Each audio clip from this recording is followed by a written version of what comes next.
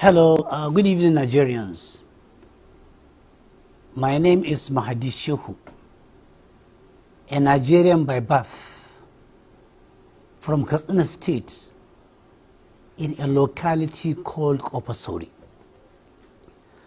This outing and clip is titled Extreme Poverty in Nigeria.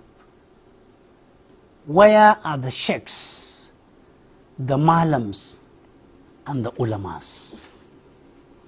I am asking this question because prior to the 2023 general elections, many sheikhs, with few exceptions, many malams, with few exceptions, many ulamas, with few exceptions, were all over. They took over the pulpit of their mosques. They took over the microphones.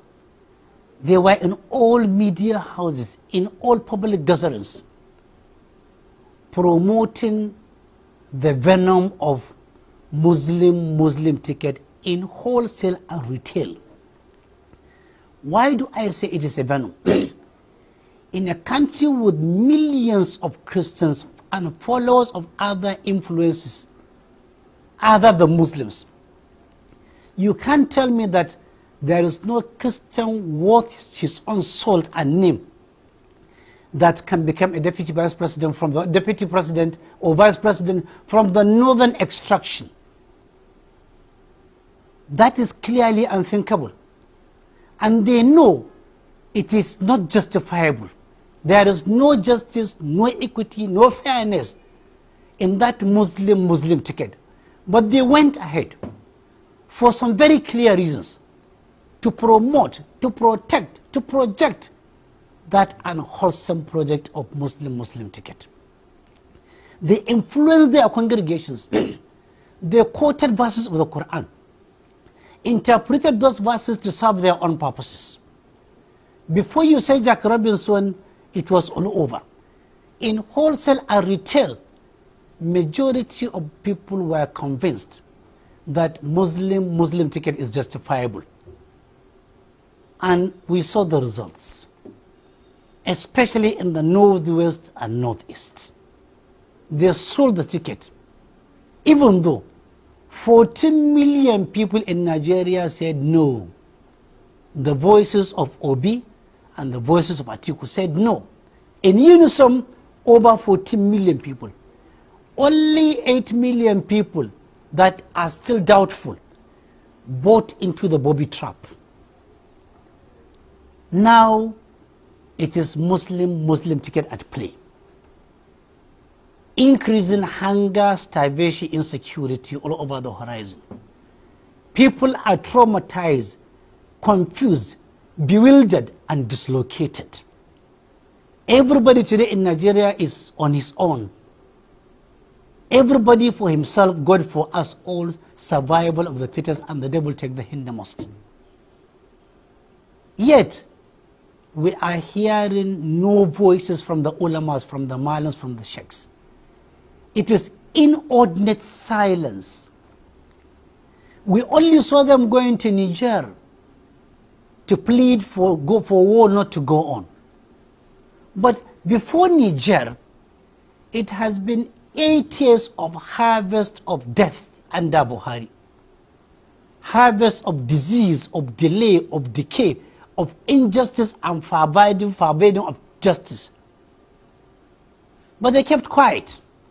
They were comfortable with the difficult heal injury inflicted by Buhari's 8 years of disaster.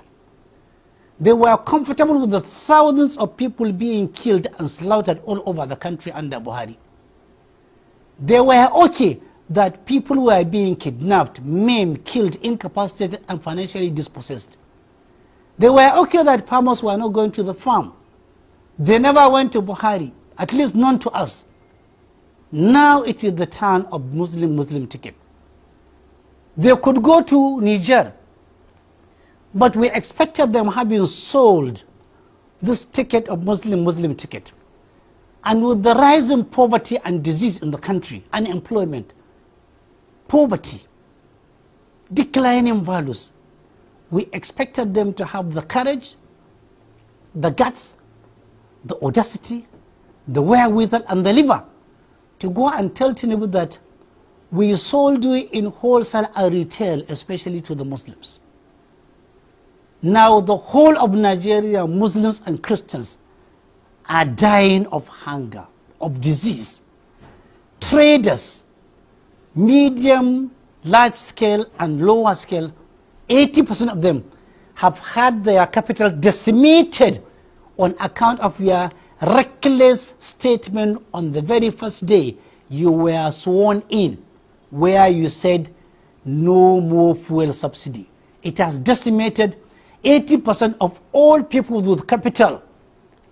It has increased the number of people who are in abject multidimensional poverty to beyond 134 million to over 200 million.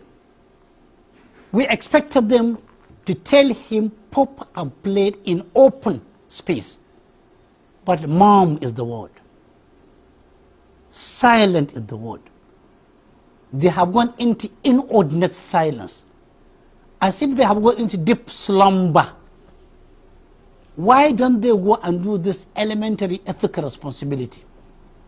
Ulamas, sheikhs, malams, don't forget, if you are looking away now, at a time when the Tinubu's regime is inflicting injury on majority Nigerians and decimating them, if you are looking away because you are comfortable, if you are looking away because you are rich, if you are looking away because you have shelter beautiful and over your head, if you are looking away because of the various automobiles including bulletproofs at your own possession, if you are looking away because your children go to the best schools, if you are looking away because you can afford health care and food, do know that nothing is permanent.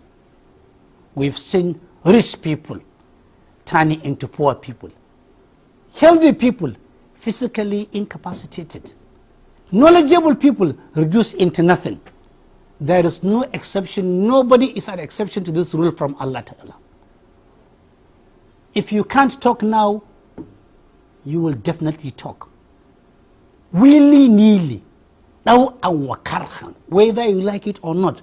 On Judgment Day, ulamas, malam, sheikhs, alarammas, along with rich men, people endowed with wealth, along with the leaders elected and appointed and those who inherited power,